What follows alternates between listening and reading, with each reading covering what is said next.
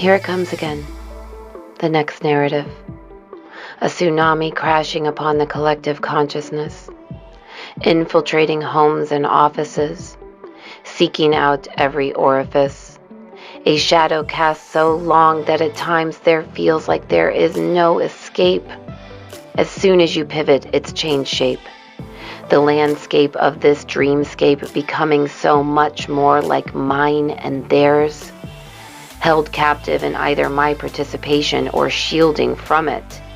When did I become it? Why must I take a position or stand? This is not my script. I certainly didn't write it. But every time the fuel injection of conjecture and lecture comes pouring out from porous woodwork of minds I am linked to, I am reminded that still I must be somewhere in there, a part of it, pushed to reside or hide somewhere within the box and boundaries that were erected like memories. Scaffolding constructed with words and blurbs and points of view. Do I even remember a time when the daily dialogue wasn't regurgitating COVID, pandemic, war, atrocity? Does it matter what my eye sees? Of course, yes. Look around. There's so much love.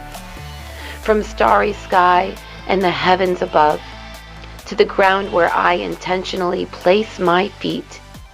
Everywhere you go, the people you meet, smiles and banter, laughter and well-wishing.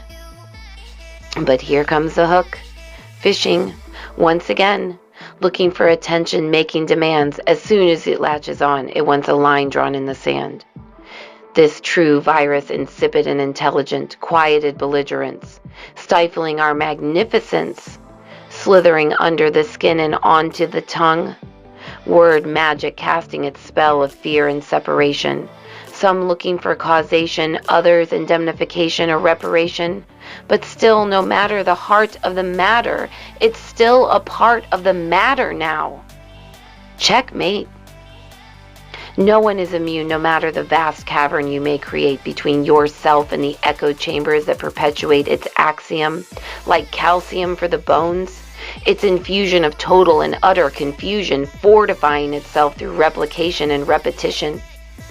No matter where you land on the spectrum, the frequency of polarity will feed the pendulum. Warlords and peacekeepers is what we've become. Why can't we see what's going on here?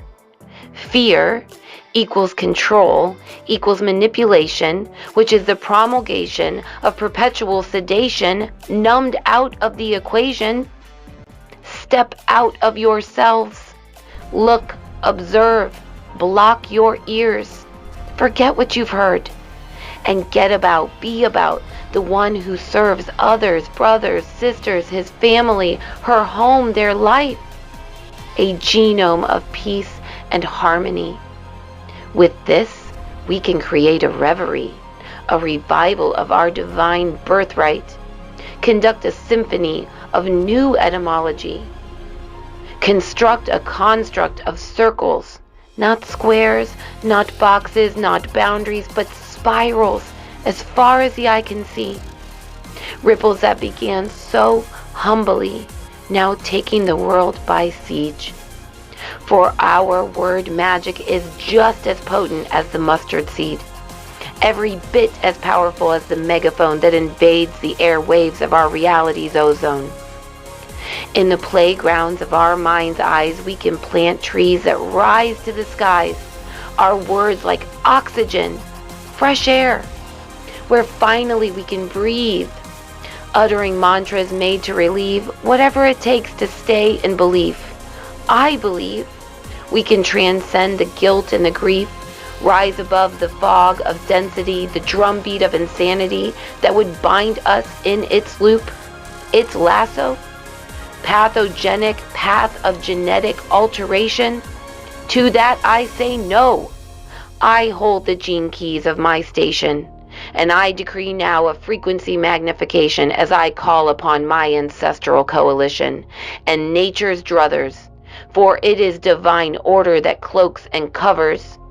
By sacred right these elements burn within me. So mote it be. It is our choice through free will enacted that we are unbound, redacted from the mimic that would gaslight and incite, nothing more than a parasite that cannot feed on what does not exist. For in my integration, I will persist. Shadow drug out into the light.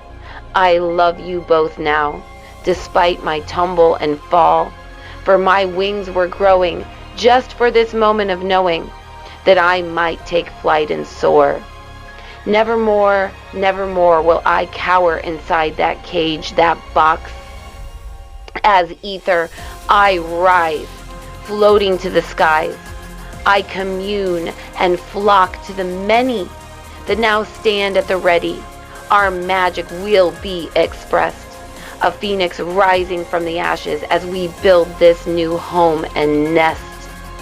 A masterpiece of peace, mending the pieces of disturbance and unrest, the twigs and spirals and words and seeds of frequency, all becoming a new earth manifest.